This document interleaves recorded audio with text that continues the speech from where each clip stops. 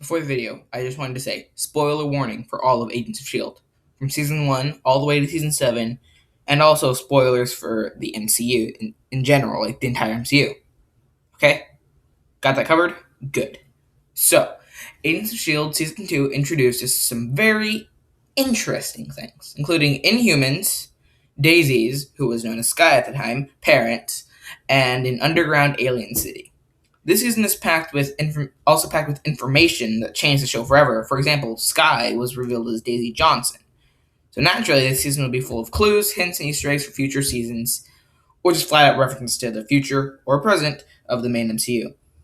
That is what today's video is about. I'll be covering a few things you may have missed in Agents of S.H.I.E.L.D. Season 2.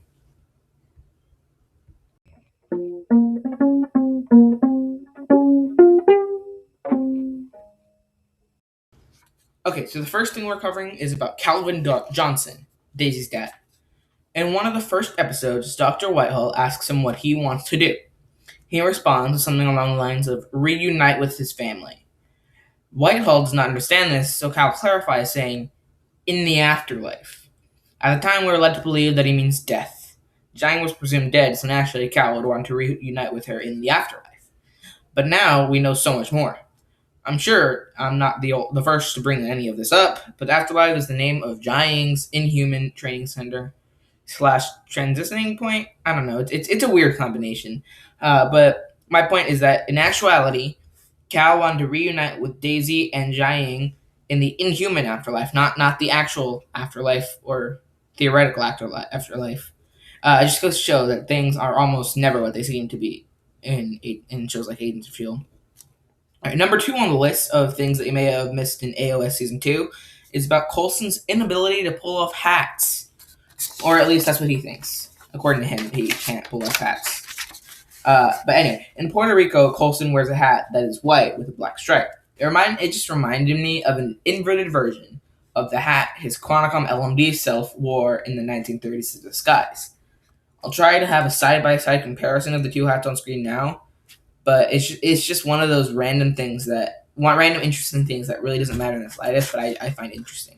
Like last time I did, like, the names Mac showed up a few times and Agent Shaw showed up a few times.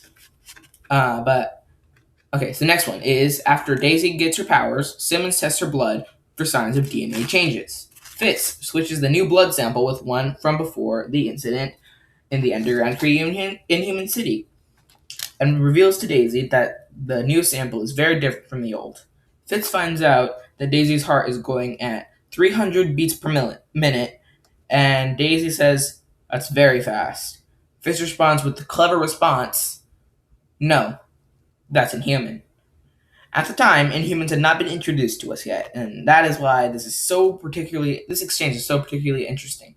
Fitz could have said, that's impossible, or that is not human. And it still would have made sense. Yet somehow he was able to guess the exact name of the group of people Daisy belongs to. I found that very convenient. Alright. So, enough to create an army. That is a quote from AOS Season 2. This describes what the Inhumans were designed for. I believe this quote is foreshadowing this for the second half of Season 3. The army was supposed to be led by Hive. He was the original Inhuman, so naturally, he would be the one to lead.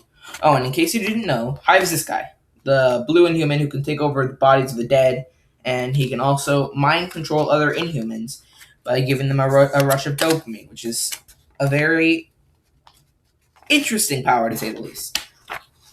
Anyway, honestly, it never occurred to me how creepy this guy is until I wrote the script. But anyway, Hive was made to be the immortal leader of the Inhuman army. Thanks a lot, Cree. Oh, this next one is pretty fun, actually, but it does require a moment of silence. It is about the famous internet cat Tartar Sauce, also known as Grumpy Cat. Let's give a moment of silence, and then I'll continue.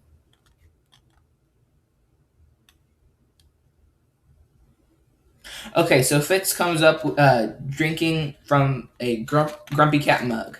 This has come up once before when Coulson asked if someone brought it from home. And apparently it was Fitz's mug, which is I mean, it makes sense. It does seem to fit his personality, and we all know Grumpy Cat mugs and memes are the best. They're just really fun. Anyway, another interesting thing from season 2 is a quote from Lincoln Campbell. He says, "Our secret won't be safe for much longer." He says this before it happens. Therefore, it is foreshadowing for the Terrigen outbreak on Earth. This is when the Inhumans were introduced to the rest of the world. And I find it very interesting that Lincoln can predict something like that just by Daisy being in Afterlife. It's just very interesting. It's like, I wonder, maybe Lincoln was the real sidekick and Raina was just a cover up. Except for that, we know that's not true. Well, that idea goes out the window. Who cares? It's not true. We already know this. Anyway, Age of Ultron is the Avengers movie that AOS Season 2 really fits in with, especially when you have name drops such as this next one. Coulson mentions Hydra's new heads, and on this list is Von Strucker, the Hydra head from Age of Ultron. I honestly forgot how connected these first 3 seasons of Agents of S.H.I.E.L.D. were to the MCU. Show's plot pretty much revolved around Hydra at this time, constantly giving us clues, hints, and teasers for Age of Ultron and other MCU projects, which is really cool, and kind of wish I was there for it, but whatever, it's fine. I started AOS in 2019, but it's fine. Anyway, Ant-Man is said to be the first Marvel Cinematic Multiverse production to introduce the quantum realm.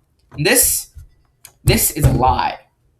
You probably saw this coming, but Agents of S.H.I.E.L.D. Season 2 was the first to bring up important MCU quantum mechanics. Apparently, Gordon, that guy, that Inhuman who can teleport, uses quantum entanglement to find people. And in case you didn't know, in the MCU, quantum entanglement is what lets Hope, Hank, and Scott find Janet in the quantum realm, which there's a lot of quantums in this paragraph, but the word quantum is a lot, but whatever. It's the MCU's quantum mechanics is way less confusing than real life quantum mechanics. I'm just gonna tell you that. So, okay, there. The last thing that I have is also about Age of Ultron. One of the Hydra agents said that the only ones who survived their experiments were the twins. And yes, there were no doubt talking about Wanda and Pietro Maximoff, aka Scarlet Witch and Quicksilver. They were the only twins who survived Hydra's attempts to give humans powers. Well, them and Daniel Whitehall. That is a story for another day. For now, though, I'm going to be doing my little outro again. Anyway, you can watch another video by clicking the top left, top right, and bottom left corner of the screen. But wait, stay before you do that, and click the bottom right corner of the screen to subscribe, so that you can see more videos like this and other cool videos with like Agents of S.H.I.E.L.D., Harry Potter. I like all that kind of stuff. Like the video if you liked it, and comment your favorite AOS Season 2 moment. And mine was probably that scene between Fitz and Daisy. That was amazing acting. Like, seriously, that was great acting. All right, goodbye. One more thing I would like to mention is Chadwick Boseman's death. I would like to also give him a moment of silence and honor his legacy.